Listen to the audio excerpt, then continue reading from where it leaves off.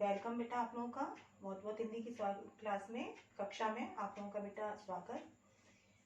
तो बेटा शुरू किया जाए, कंटिन्यू किया जाए। जो अपना चल रहा था चैप्टर लखनवी अंदाज, उसके कुछ क्वेश्चंस रह गए थे, बचे हुए हैं कुछ क्वेश्चंस आगे के, तो शुरू किए जाए।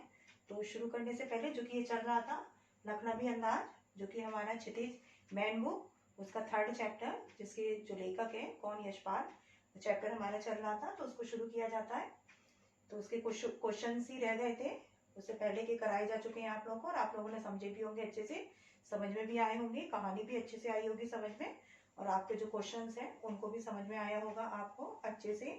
उससे पहले मैं आपको टास्क दिया था मैंने आप लोगों को, है ना, क्वेश्चंस दिए थे कुछ। क्या दिया था आपको इससे पहले की क्लास में? मैंने टास्क वर्क दिया था आपको कि लखनवी अंदाज शीर्षक की सार्थकता तथा अन्य शीर्षक, है ना, तो उसकी सार्थकता पर, ये शीर्षक सार्थक है तो ये सही है, क्योंकि पूरी कहानी लखनऊ के जो कौन है नवाब, उनके इर्द गिर्द ही घूम रही है, और लेखक के इर्द गिर्द, और लखनऊ के जो नवाब उन्हीं के इर्द गिर्द घूम रही है। और इसमें जो लखनऊ के नवाब हैं उनकी झूठी नवाबियत को, झूठे दिखावेपन को इंगित किया गया है, दर्शाया गया है। तो ये जो है कहानी, उसका जो शीर्षक है, टाइटल है, वो उचित है। अब आप अपने आधार पर बता सकते हो कोई अन्य टाइटल, तो लखनऊ के नवाबों की नवाबियत, कुछ भी आप कह सकते हो, कुछ भी आप इसमें बता सकते हो। दूसरा इसमें जो था वो आपका था कि एक कहानी के आवश्यक तत्व कौन से होते हैं कहानी के, है ना। तो कहानी के आवश्यक तत्व मैंने बताए थे कि विचार, घटना, पात्र, है ना, चरित्र चित्रण, उसके अलावा क्या होता है कथोपकथन, जिसे डायलॉग बोलते हैं, वातावरण वगैरह, ये सब क्या होते हैं कहानी के आवश्यक तत्व होते हैं, अंग होते हैं, है ना, ये सारे। क्योंकि सबसे पहले हमें क्या होगी बेटा, कुछ ना कुछ चाहिए, विचार हमारे अंदर आता है कि हम कहानी, फिर क्या है जब विचार आ जाता है तो हमें कोई घटना भी चाहिए होती है, घटना चाहे वो वास्तविक हो चाहे काल्पनिक हो, फिर यदि होती है काल्पनिक भी या वास्तविक ही, तो हम मिक्सर कर देते हैं थोड़ा उसको रोचक बनाने के लिए, इंटरेस्टिंग बनाने के लिए, कि लोग पढ़े सुने, है ना। उसके बाद क्या होता है कि बेटा जब यदि हमारी कहानी हो गई, हमारे पास आ गई, तो हम क्या करते हैं, उसके बाद हमें पात्र चाहिए, पात्र है तो पात्र के बाद उनका चरित्र चित्रण भी, अच्छे भी पात्र रखते हैं हम, बुरे भी करके रखते हैं तो उनका चरित्र चित्रण भी होता है। साथ साथ क्या होते हैं कथोपकथन, डायलॉग होते हैं, संवाद होते हैं, है ना, वातावरण वगैरह, देश काल वातावरण भी दिखाया जाता है, प्राकृतिक दृश्य वगैरह, सब क्या आते हैं हमारी कहानी के आवश्यक तत्व है ना।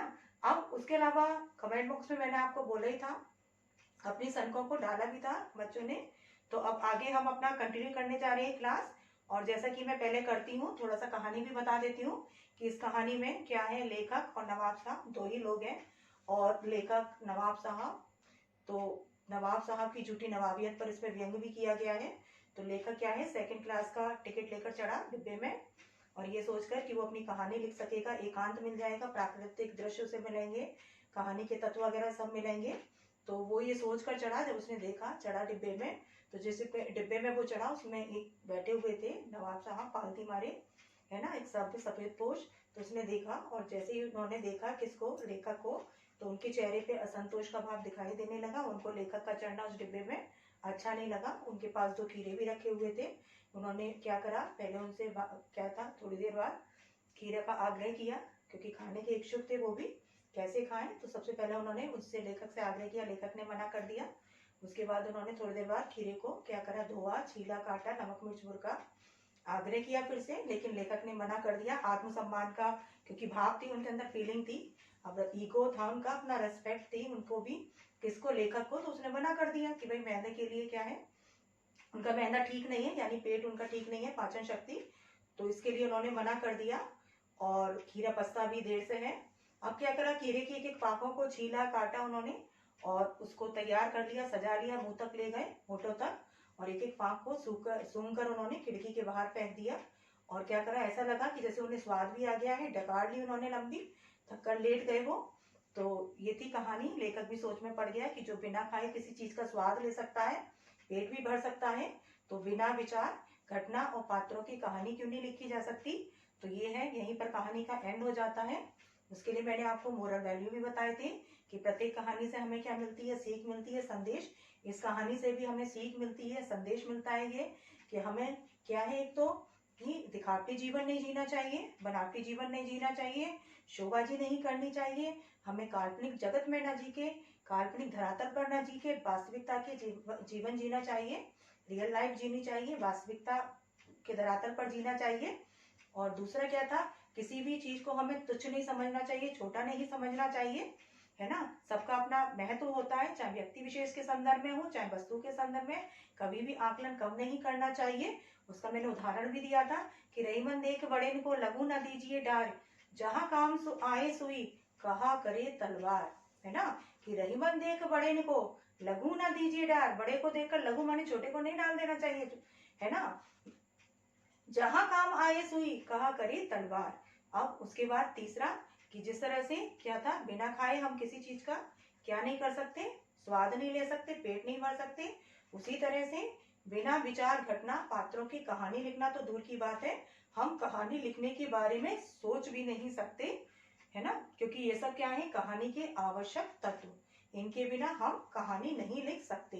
तो ये था इसका उद्देश्य, मोरल वैल्यू, सीख, जो कि हमें संदेश देना चाहते हैं, देना चाहते थे कौन, यशपाल। और इस कहानी के माध्यम से, क्योंकि व्यंग रचना, उन्होंने नवाब साहब जैसे लोगों को माध्यम बनाकर व्यंग किया और हम लोग को प्रेरित किया, सीख दी कि हमें ऐसा नहीं करना चाहिए।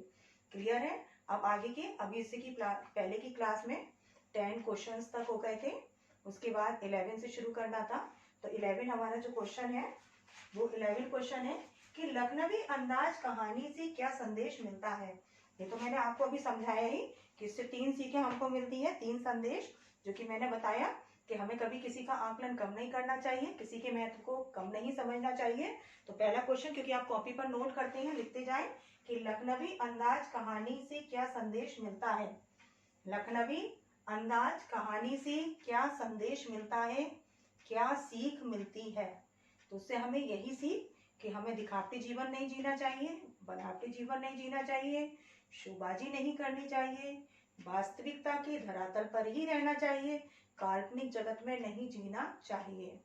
उसके अलावा क्या है कि दूसरा, किसी भी वस्तु के या व्यक्ति को हमें महत्व को कम नहीं समझना चाहिए, किसी को भी कम आकलन नहीं करना चाहिए, सबका अपना महत्व है।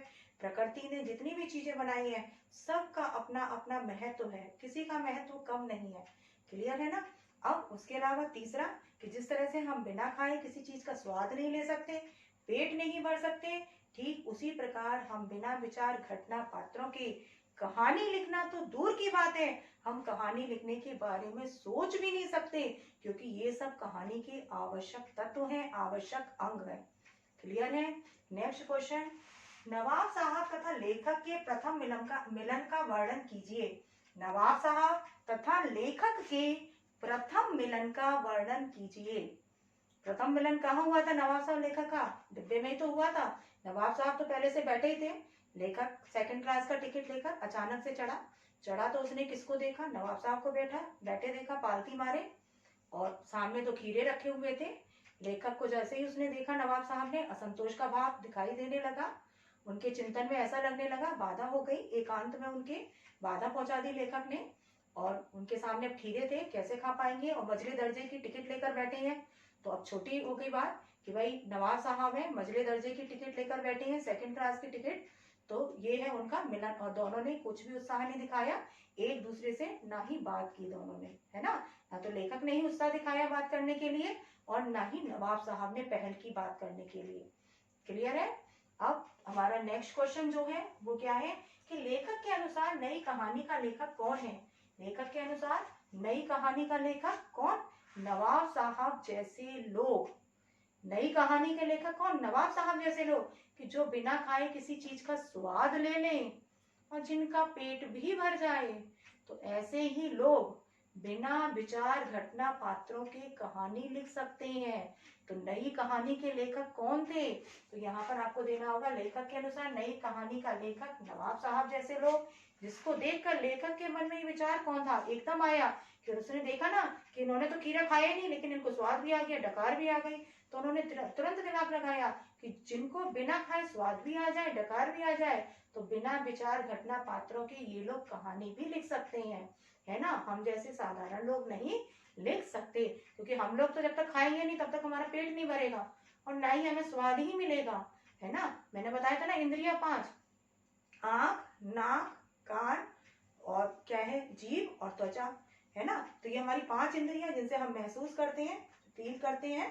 अब हमारे जो क्या है, जीभ एक है, सेंस ऑफ ऑर्गन्स जिसे आप बोलते हो, है ना। इंद्रिया कौन सी हमारी, एक इंद्रियों में एक इंद्रिय हमारी क्या है, सेंस ऑफ ऑर्गन्स, यानी हमारी जीभ भी है, जिससे हम स्वाद लेते हैं।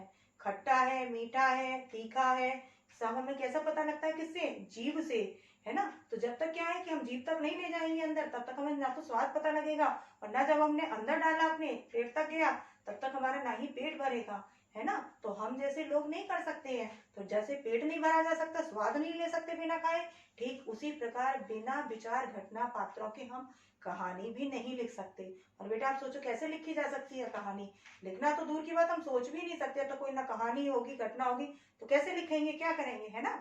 तो आगे नेक्स्ट क्वेश्चन कि लखनवी अंदाज पाठ में निहित व्यंग को स्पष्ट करें।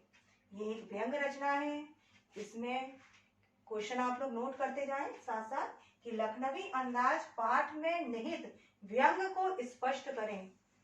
लखनवी अंदाज पाठ में निहित व्यंग को स्पष्ट करें। मैंने बताया ना कि ये एक व्यंग रचना है, और इसके जो कहानीकार है, कथाकार है, कौन है, निबंधकार जो है कौन है, यशपाल, जिन्होंने व्यंग किया है नवाब साहब जैसे लोगों को माध्यम बनाकर झूठी नवाबियत पर, कि भले ही क्या है सामंती वर्ग खत्म हो गया है पूरी तरह से, नवाबियत खत्म हो गई है, लेकिन उसके बावजूद भी क्या है, जो लखनऊ के लोग, नवाब साहब जैसे लोग, वो क्या है, आज भी वास्तविकता की दुनिया से दूर काल्पनिक जगत में जी रहे हैं, दिखावटी जीवन जी रहे हैं, बनावटी जीवन जी रहे हैं, केवल शोबाजी कर रहे हैं, है ना। तो ऐसे लोगों पर व्यंग किया है, और इसके लिए वो कुछ भी करने को तैयार हो जाते हैं, कुछ भी अटपटा, है ना, अनोखा उठपटांग करने के लिए भी क्या रहते हैं, तत्पर रहते हैं, बाज नहीं आते, है ना। ऐसे लोगों पर व्यंग किया है, जो अपनी उच्च जीवन शैली का प्रमाण दिखाने की कोशिश करते हैं, अपना रुतबा बनाए, है ना, नवाबी रुतबा, कि उनका कितना नवाबी रुतबा है, वो कितने खानदानी रईस है, ये सब दिखाना चाहते हैं, इस पर व्यंग किया है। उनके झूठे खानदानी रईसी पर भी क्या किया गया है, व्यंग किया गया है, कटाक्ष किया गया है। नेक्स्ट, लखनवी अंदाज पाठ के शीर्षक की सार्थकता पर प्रकाश डालिए। ये भी आपका टास्क ग्रुप में दिया गया था। शीर्षक सार्थक है, क्यों, क्योंकि पूरी कहानी नवाब साहब के इर्द गिर्द घूम रही है ना, उन्हीं के बारे में है पूरी कहानी। तो ये जो शीर्षक है और उनकी झूठी नवाबियत के बारे में बताया गया है, उस पर तीखा व्यंग किया गया है, तीखा प्रहार किया गया है, कटाक्ष किया गया है ना, उनकी झूठी शान के ऊपर, उनकी झूठी खानदानी रईसी के ऊपर व्यंग किया गया है ना। तो ये जो कहानी है, ये शीर्षक सार्थक है। हम कुछ और भी दे सकते हैं, लखनऊ के नवाब की नवाबियत दे सकते हैं, बनावटी जीवन शैली दे सकते हैं, है ना, कुछ भी, वो आपकी अपनी है, कुछ भी आप इसमें जो आपको लगता हो उस आधार पर, कहानी के आधार पर वो आप लिख सकते हैं इसका शीर्षक। नेक्स्ट क्वेश्चन, नवाब साहब की असुविधा और संकोच के क्या कारण रहे होंगे। नवाब साहब की, नेक्स्ट क्वेश्चन है कि नवाब साहब की असुविधा और संकोच के क्या कारण रहे होंगे। उनकी जो असुविधा है, उनका जो संकोच है, उसके क्या कारण रहे होंगे। उनके क्या कारण रहे होंगे, भाई वो बैठे हुए थे डिब्बे में, एकांत को सोचकर, एकांत में सफर करेंगे, खीरा खाएंगे, मंझले दर्जे का टिकट ले लिया, लेकिन चढ़ा हुआ देख लिया किसको, लेखक को। अब उनकी क्या की नवाबियत फीकी पड़ गई। तो ये सब क्या कर रहा था, उनकी असुविधा और उनका संकोच का कारण रहा होगा कि वही वो खीरा कैसे खाएंगे, मंझले दर्जे में क्या कर रहे हैं, सफर कर रहे हैं। अब लोग जान जाएंगे उनके बारे में भी कि है तो नवाब साहब, लेकिन क्या है, मंझले दर्जे में कर रहे हैं सफर, खीरा कैसे खाएंगे, कैसे बैठेंगे उठेंगे, भाई अभी एकांत में थे तो जैसे मर्जी बैठ जाना करना। तो ये सब क्या थे, उनके असुविधा के और संकोच के कारण थे। किसके थे, नवाब साहब के। कब, लेखक को देखकर। आगे नेक्स्ट, लखनवी अंदाज पाठ की भाषा शैली पर प्रकाश डालिए। भाषा शैली कैसी है लखनवी अंदाज की, भाई भाषा सरल सहज है, आसान से है, शब्द कहानी आसान भाषा में लिखी हुई है। तो आप क्या दे सकते हो भाषा शैली में, कि इसकी जो भाषा शैली है लखनवी अंदाज पाठ की भाषा शैली पर प्रकाश डालिए, यानी प्रकाश डालना, आपको बताना है उसके बारे में, भाषा शैली के बारे में। तो पहला, भाषा सरल सहज है ना, कि भाषा कैसी है, सरल और सहज। सहज ऐसे लिखा जाता है, कोई मात्रा नहीं होती, सा हा ज, कोई मात्रा नहीं होती, सा हा और जा, की भाषा कैसी है, सरल है, सहज है। इसमें उर्दू के, फारसी के, अंग्रेजी के शब्दों का भी प्रयोग हुआ है। उर्दू के, फारसी के, क्योंकि नवाबों का है वर्णन, तो उर्दू के, फारसी के, अंग्रेजी, संस्कृत वगैरह के शब्दों का इसमें प्रयोग भी हुआ है। उसके अलावा ये जो है कहानी एक व्यंग रचना है, व्यंग रचना है कहानी। इसमें नवाब साहब की झूठी नवाबियत, दिखावटी जीवन शैली पर व्यंग किया गया है। इसमें दिखावटी यानी नवाब साहब को माध्यम बनाकर, नवाब साहब को माध्यम बनाकर बनावटी जीवन शैली पर तीखा प्रहार किया गया है। उसके अलावा ये जो कहानी है कुल मिलाकर हमें उपभोक्तावादी संस्कृति की ओर ले जाती है। तो भाषा कैसी है? सरल सहज है, उर्दू फारसी और क्या है, अंग्रेजी के शब्दों का भी प्रयोग है। उसके अलावा क्या है कि इसका व्यंग्यात्मक है ये कहानी, जो निबंध है ये। उसके अलावा आप कह सकते हो कि इसमें नवाब साहब को माध्यम बनाकर दिखावटी या बनावटी जीवन शैली पर तीखा प्रहार किया गया है। उसके अलावा आप देख सकते हो कि कुल मिलाकर ये कहानी हमें उपभोक्तावादी संस्कृति की ओर ले जाती है। क्लियर है? सबको आया होगा अच्छे से समझ में? आ रहा है कि नहीं आ रहा है सबको समझ में? दिमाग खोले हैं, कान खोले हैं ना सब, और ईयरफोन लगाए होंगे ताकि आवाज अच्छे से पहुंच जाए, हर एक वर्ड अच्छे से समझ में आए। ठीक है ना? और जो सोएगा वो खोएगा, जो जागेगा तो पाएगा। तो इसलिए जागते रहो और सुनते रहो, समझते रहो बेटा, तभी रिजल्ट भी अच्छा दे पाओगे 100%। आगे हम बढ़ते हैं कि लेखक के ज्ञान चक्षु किस प्रकार खुल गए। ज्ञान चक्षु, चक्षु कहते हैं नेत्र, आंखें, यानी लेखक का ज्ञान का प्रकाश कब हो गया, उसको ये बात समझ में कब आ गई लेखक को। तो ज्ञान चक्षु कब खुल गए कि जब उसने देखा, किसको, नवाब साहब को, कि बिना खाए स्वाद भी आ गया, पेट भी भर गया, डकार आ गई, ज्ञान चक्षु खुल गए कि नई कहानी का हमें लेखक मिल गया है ना, कि जो बिना खाए क्या कर ले, स्वाद ले ले, डकार ले ले, तो वो बिना विचार, घटना और पात्रों की कहानी क्यों नहीं लिख सकता। तो उनकी ज्ञान चक्षु तुरंत नवाब साहब को देखकर खुल गए कि ऐसे लोग ही क्या है, हम मेरी कहानी का क्या है, पात्र है ना। तो उनको अपनी नई कहानी का कौन मिल गया, लेखक मिल गया। किसको मिल गया, नवाब साहब को, है ना। कि उनके ज्ञान चक्षु कब खुल गए, जब उन्होंने देखा बिना खाए इनको स्वाद भी आ गया, डकार भी आ गई, तुरंत ज्ञान चक्षु खुले और सोच में पड़ गए कि जो बिना खाए स्वाद ले ले, डकार ले ले, तो ऐसे लोग क्या कर सकते हैं, बिना विचार, घटना, पात्रों की कहानी भी लिख सकते हैं। क्लियर है? नेक्स्ट क्वेश्चन, नवाब साहब खीरे खाने की तैयारी और इस्तेमाल से थककर लेट गए। इस पंक्ति में निहित व्यंग स्पष्ट कीजिए। 19 नंबर का हमारा क्वेश्चन है कि नवाब साहब खीरे खाने की तैयारी और इस्तेमाल से, खीरे खाने की तैयारी और इस्तेमाल से थक कर लेट गए। ये पूरा एक सेंटेंस है, डबल इन्वर्टेड कॉमा में लिखा हुआ है। इस पंक्ति में निहित व्यंग स्पष्ट कीजिए। इस पंक्ति में जो निहित व्यंग है उसको स्पष्ट करना है कि उन्होंने बड़े ही जोर शोर से क्या करा था, खीरा को धोआ, उसको पोंछा, उसको छीला, पहले उसका सर काटा और फिर उसको गोदा झाग निकाला, उसके बाद उसको छीला, उसकी एक एक फाँक करीने से बनाई, है ना, बड़े अच्छे से बनाई उसकी एक एक फाँक, और उसको क्या करा, अपनी फिर तौलिया को बिछाकर उस पर सजा दी फाँक को, उस पर नमक, काली मिर्च, जीरा बुरका, और क्या किया, होठों तक ले गए और एक एक फाँक को क्या करा उन्होंने, खिड़की के बाहर फेंक दिया और थककर क्या हुआ, लेट गए, है ना। और क्या करने लगे, पेट भर जाने का कृत्रिम अभिनय करने लगे, झूठा दिखावा करने लगे पेट भरने का कि उनका पेट भर गया है। और क्या करने लगे नवाब साहब, उसके बाद मानसिक रूप से संतुष्ट दिखाई देने की कोशिश करने लगे कि वो मानसिक रूप से क्या है, संतुष्ट है ना, उन्हें सेटिस्फेक्शन है ये दिखाने की कोशिश करने लगे और थककर क्या हो गए, पेट भरने का और स्वाद लेने का अभिनय करने लगे और मानसिक रूप से कि वो संतुष्ट है ऐसा वो अभिनय करने लगे। नेक्स्ट क्वेश्चन, लखनवी अंदाज व्यंग किस सामाजिक वर्ग पर कटाक्ष करता है। कौन से सामाजिक वर्ग पर, जो लखनवी अंदाज जो ये व्यंग रचना है, तो ये किस सामाजिक वर्ग पर कटाक्ष करता है। तो क्वेश्चन है, लखनवी अंदाज व्यंग किस सामाजिक वर्ग पर कटाक्ष करता है। तो ऐसे सामाजिक वर्ग पर कटाक्ष करता है जो दिखावटी जीवन जीते हैं, बनावटी जीवन जीते हैं, शोबाजी करते हैं, दिखावटी जीवन जीने के लिए वो किसी भी हद तक गिर जाते हैं ना, कुछ भी करने के लिए तैयार हो जाती हैं। ऐसे सामाजिक वर्ग पर इसमें किया है व्यंग, कटाक्ष किया गया है ना, कि जो दिखावे के लिए, बनावटी जीवन के लिए, शोबाजी के लिए कुछ भी करने के लिए तत्पर रहते हैं, तैयार रहते हैं, उटपटांग करने के लिए तैयार रहते हैं, गलत सही कुछ भी करने को तैयार रहते हैं। क्योंकि होता है ना, नहीं हमें शोबाजी करनी है और हमारे पास सामर्थ्य नहीं है, तो हम क्या करते हैं, कुछ ना कुछ उल्ट पुल्ट गलत करते हैं ना, उसके लिए गलत राह को चुनते हैं ना। तो ऐसे सामाजिक वर्ग पर भी और इसीलिए बेटा कि आज जो शोषण बढ़ रहा है इतना ज्यादा, है ना, जो क्या हो रहा है, इतना ज्यादा गलत काम हो रहा है, कर्मचारी से लेके अधिकारी जो भ्रष्ट है, जो भ्रष्टाचारिता जो बढ़ रही है, वो सिर्फ शोबाजी दिखावे के लिए ही तो है कि मिडिल क्लास फैमिली खासकर क्या है, शोबाजी के लिए।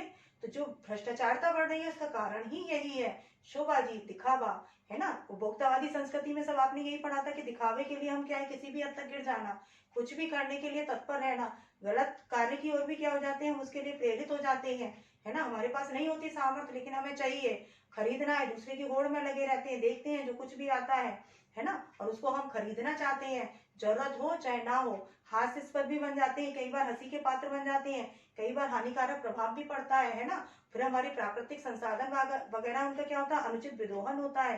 किससे होता है, उपभोक्तावादी संस्कृति। अब जैसे आपके पास है कमरे, कहीं बनवा लेते हो, बड़े यूज के भले की हो रहा है, फर्नीचर वगैरह डाल दिया तो क्या हुआ, लकड़ी वगैरह, तो ये सब क्या है, प्राकृतिक जो हमारे संसाधन है उनका अनुचित विदोहन होना। तेल वगैरह साबुन एक की जरूरत है, आप क्या है, पूरी ड्रेसिंग की 10 तरह के आपके डीओ है, 10 तरह के परफ्यूम, ये वो तरह तरह की ड्रेसिंग टेबल, है ना, 50-50 60-60 हजार तक की घड़ी है, जरूरत है एक की। भाई घड़ी का काम क्या है, देखना, भाई वही आप क्या है घड़ी, भाई 500 की से भी हो सकता है, 1000 से 10-10 हजार, 50-50 हजार। तो ये सब क्या है, दिखावे की संस्कृति, उपभोक्तावादी संस्कृति। फिर हमारा सेटिस्फेक्शन किसी एक चीज से भी नहीं होता, हमारे पास क्या है, उसकी क्या है, वैरायटी चाहिए होती है, 2 3 4, एक से हमारे को सेटिस्फेक्शन नहीं मिलता, 2 से नहीं मिलता। तो ये सब क्या है, प्राकृतिक संसाधनों का क्या होता है, अनुचित विदोहन, है ना। तो ये सब क्या है, उपभोक्तावादी संस्कृति। तो ये है इसमें कि लखनवी यथांदाज में किस सामाजिक वर्ग पर, वैसे सामाजिक वर्ग पर कि जो क्या है, दिखावटी जीवन जीता है, बनावटी जीवन, शोबाजी, और उसके लिए कुछ भी करने के लिए तत्पर रहता है, उटपटांग करने के लिए भी। तो ऐसे सामाजिक वर्ग पर कटाक्ष किया है, व्यंग किया है। तो ये है आपके क्वेश्चन, चैप्टर आपका यहाँ कंप्लीट होता है और सबको समझ में भी आया होगा। अब तो मुझे लगता है आसानी हो गया होगा सबको। अब जो हमारा टास्क है जैसा कि चलता है, आपका जो अभ्यास कार्य है वो आपका क्या है, कॉपी पर ये क्वेश्चन करना। जो आज मैंने 11 से लेके आपके 20 तक कराए हैं क्वेश्चन, इनके आंसर्स आपको अपनी फेयर कॉपी पर करना। ये हो गया आपका अभ्यास कार्य। टास्क वर्क है आपका, सब ध्यान से सुन ले। जो आपका टास्क है क्या है, कहानी समझने के बाद क्या आपको ऐसा लगता है कि यह कहानी हमें उपभोक्तावादी संस्कृति की ओर ले जाती है। कहानी समझने के बाद, कहानी समझने के बाद क्या आपको ऐसा लगता है कि, कहानी समझने के बाद क्या आपको ऐसा लगता है कि यह कहानी हमें, कि यह कहानी हमें उपभोक्तावादी संस्कृति की ओर ले जाती है, कि यह कहानी हमें उपभोक्तावादी संस्कृति की ओर ले जाती है। यदि हाँ तो कैसे, यदि हाँ तो कैसे। फिर से समझने एक बार कि कहानी समझने के बाद क्या आपको ऐसा लगता है कि यह कहानी हमें उपभोक्तावादी संस्कृति की ओर ले जाती है, यदि हाँ तो कैसे। दूसरा टास्क आपका जो कि है एंटरटेनमेंट के लिए, कमेंट बॉक्स में डालिएगा कि आप कोई ऐसा इंसिडेंट लिखें, नवाबियत वाला, झूठी, उससे रिलेटेड, कि घर में कभी हो, माता पिता ने, पेरेंट्स ने कुछ बोला हो आपसे और आपने ना किया वो काम, तो उन्होंने कहा हो नवाबियत दिखा रहे हो, झूठी, ऐसे कर बोला हो उन्होंने। तो कोई ऐसा इंसिडेंट जो आपके साथ जीवन में घटित हुआ हो, है ना, नवाबों जैसा, घर वालों ने बोला हो कि पूरी नवाबियत दिखा रही हो, नवाबों जैसा कर रहे हो, ऐसा कुछ ऐसा इंसिडेंस आपके साथ हुआ हो, कुछ घटित हो, कोई घटना, तो ये आपको कमेंट बॉक्स में आप डाल सकते हो, दे सकते हो। तो ये है हमारा टास्क, और सब टास्क देंगे समय से। और उसी के साथ नेक्स्ट क्लास में फिर मिलेंगे नेक्स्ट चैप्टर के साथ। तब तक के लिए बाय बेटा।